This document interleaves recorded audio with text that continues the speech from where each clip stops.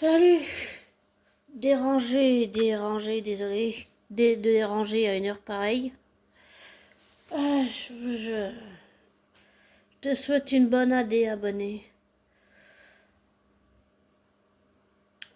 Santé, bonheur, amitié, amour. Le meilleur pour toi. Mais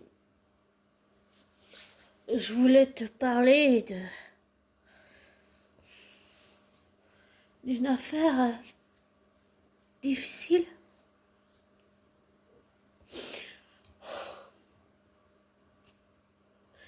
Si tu veux savoir, c'est une affaire où on arrête les personnes qui ont commis des crimes.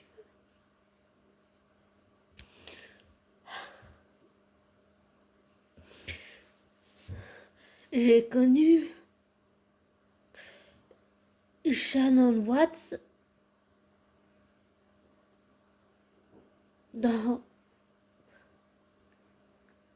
grâce à une youtubeuse que j'adore, que je suis sur YouTube. Qui est spécialisée dans les disparitions, qui fait du true crime. Il y en a beaucoup qui font. Il y en a certains qui font de l'actuality people et du true crime, mais là, la youtubeuse que je suis est vraiment spécialisée dans ça. J'adore son accent québécois. Que ce soit Céline ou elle, j'ai trop envie d'avoir leur accent, même si je l'ai pas. Ou même aussi Garou d'ailleurs. En fait, je ne connaissais pas Shannon Watts en vrai. Je l'ai connue quand Victoria Charlton a parlé de l'affaire. Et ça m'a fait mal. Et comme je dis toujours,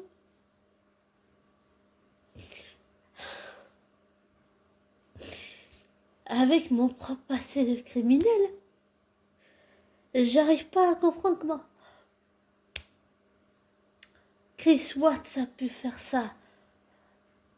Son fils, ses 2 filles et sa femme. Tout ça parce qu'il était avec une maîtresse, Nicole Kassinger.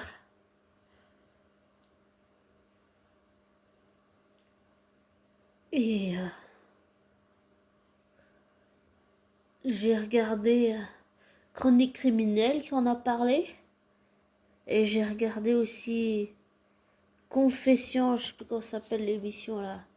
Confession criminelle, ça s'appelle. C'est sur Crime District. Où ça parle de disparition, de choses comme ça. Et j'ai pensé à Victoria Charlton parce que c'est grâce à elle que j'ai découvert l'affaire. Et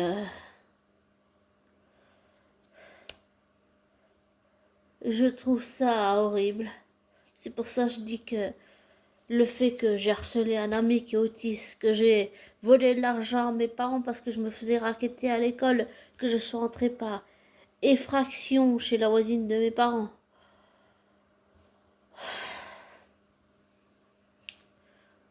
Pour ça que je dis que avec tout ce que j'ai fait, ça constitue des infractions. J'ai un passé criminel. Pour moi, c'est clair que j'ai un passé criminel. Et j'arrive pas avec mon propre passé criminel à comprendre comment Shannon est décédée, mais surtout comment Chris Watts a pu faire ça. C'est horrible ce qu'il a fait. C'est inhumain, c'est cruel. Je pensais pas non plus que ça me toucherait autant, mais si, ça me touche autant parce que c'est grâce à Victoria Charlton que je remercie énormément. Elle me fait découvrir des fois des affaires que je connais, mais sous un autre angle, ou alors je découvre d'autres affaires que je ne connais pas. C'est quelqu'un qui excelle dans ce qu'elle fait. Et j'adore tout ce qu'elle fait. Bon, je la suis pas autrement, mais c'est quelqu'un que j'ai bien envie de rencontrer un jour. Aussi, ça me touche parce que j'ai une fois elle a fait une vidéo où elle parlait de sa bipolarité. Je sais pas si elle prend un traitement. Moi, je prends un traitement pour mon diabète, pour les pensées suicidaires que je peux avoir. Et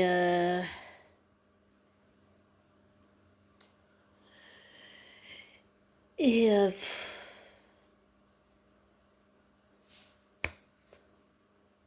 comment dire, ça me brise le cœur.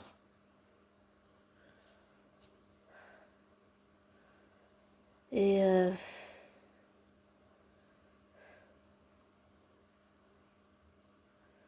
j'arrive pas à comprendre comment Griswold a pu faire ça.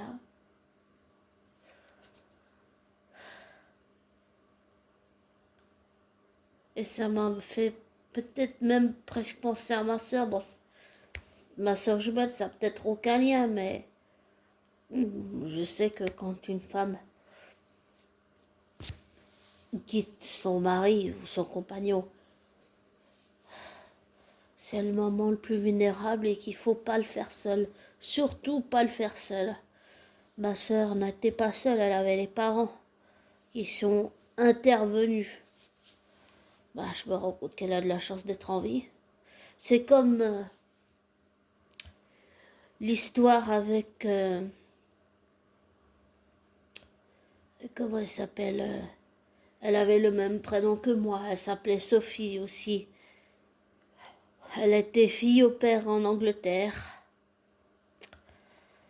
Et elle a été assassinée. Et elle a été torturée. Et elle a fini en cendres. Ces meurtriers l'ont brûlée. Ils l'ont réduite en cendres.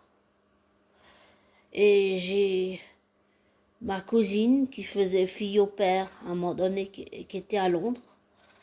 Et quand j'ai vu le documentaire, j'ai pas pu m'empêcher de faire le parallèle avec ma cousine. J'ai réalisé que j'avais de la chance que ma cousine soit en vie.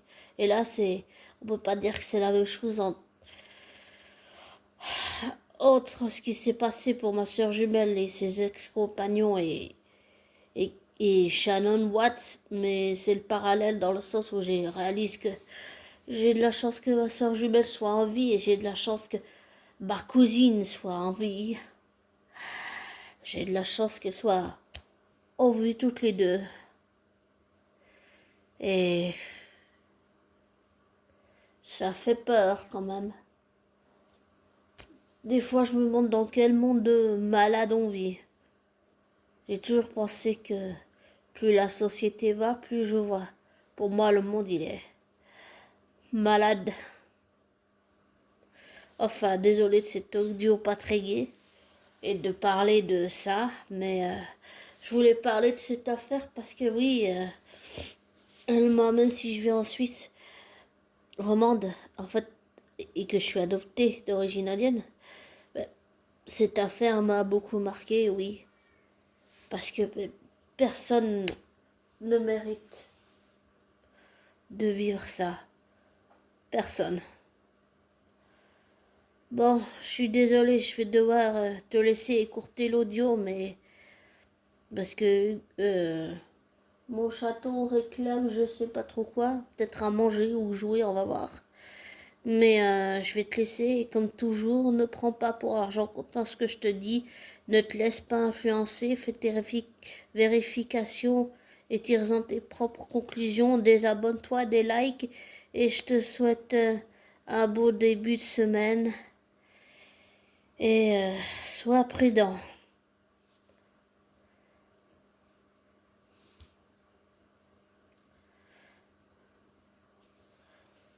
Sois prudent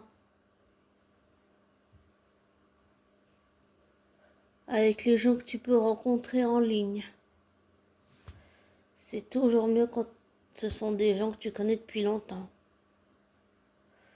Et prends soin de toi, abonné, et de tes proches, de ta famille, de tes amis, de toi-même, de tes animaux, de tes chiens, de tes chats, de tes tortues, de tes lapins.